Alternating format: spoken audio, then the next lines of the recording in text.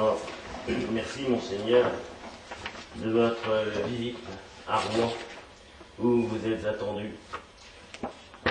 très sérieusement par les fidèles de Rouen.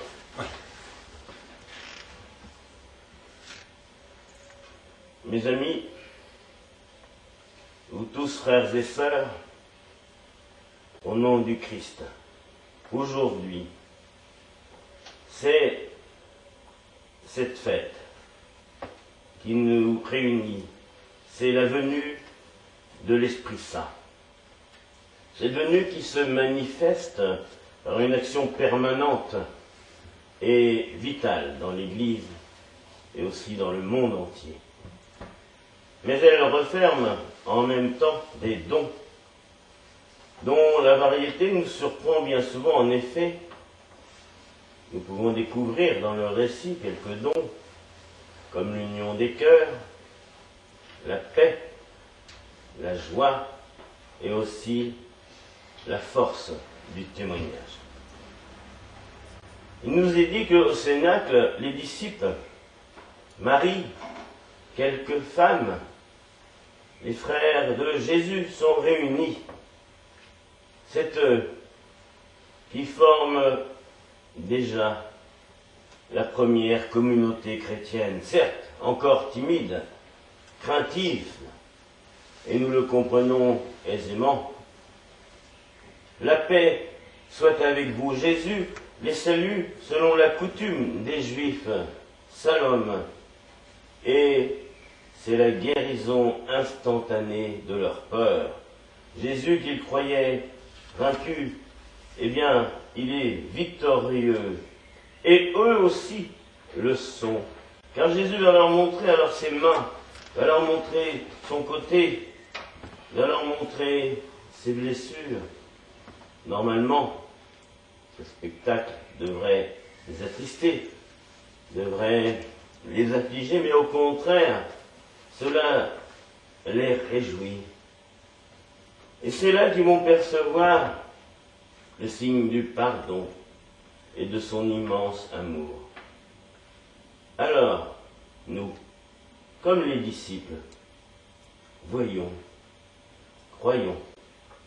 Recevez l'Esprit Saint, nous dit Jésus, et moi, comme le Père m'a envoyé, je vous envoie jusqu'aux confins du monde.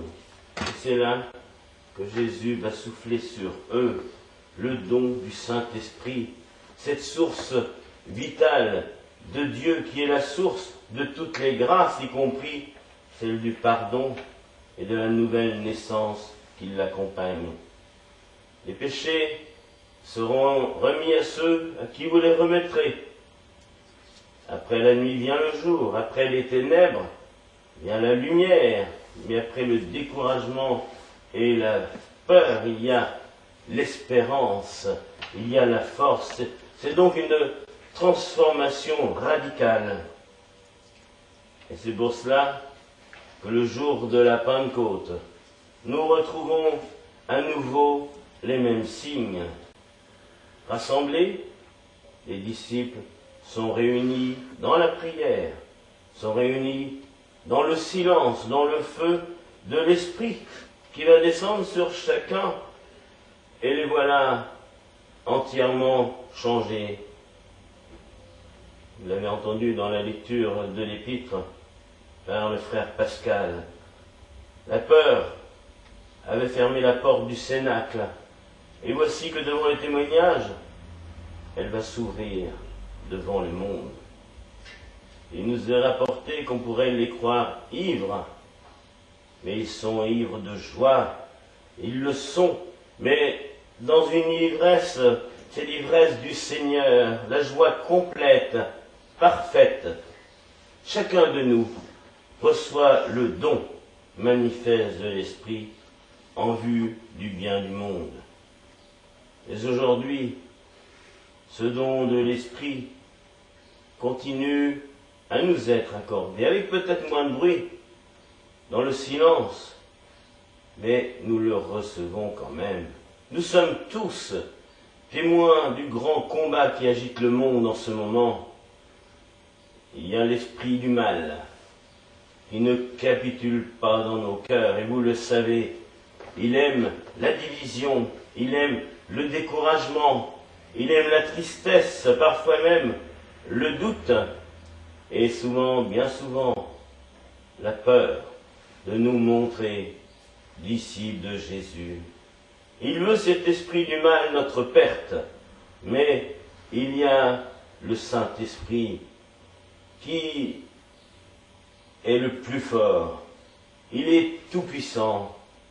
Et puis à ceux qui ouvrent leur cœur à son action, eh bien c'est là que le Saint-Esprit va accorder les dons de force, de paix intérieure et de clairvoyance.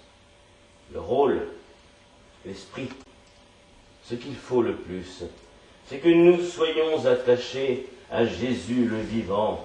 Demeurons donc tous ensemble avec le Christ, en communion les uns avec les autres, et que chacun manifeste le don de l'esprit qui lui est donné en vue du bien de tous, en vue du bien du monde. La force de Dieu est donc en nous.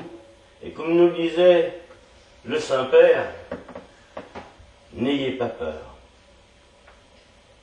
L'action de l'Esprit est bien inattendue, elle dépasse notre attente. En effet, il nous est rapporté, cela vous a été lu tout à l'heure, qu'ils se mirent à parler d'autres langues.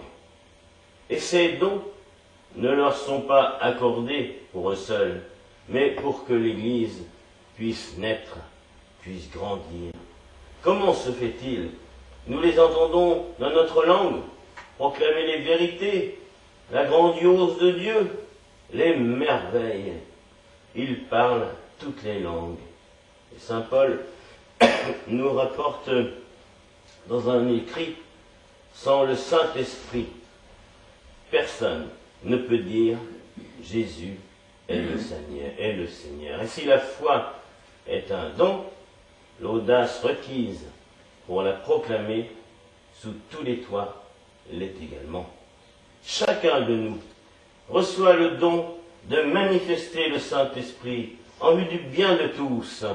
Et ce don n'est pas une chasse réservée à quelques privilégiés, mais tous, nous avons été désaltérés par l'unique esprit. Et pour terminer, quelques images nous permettront de découvrir en douceur, ou mieux, cette troisième personne qu'est le méconnu, l'Esprit Saint.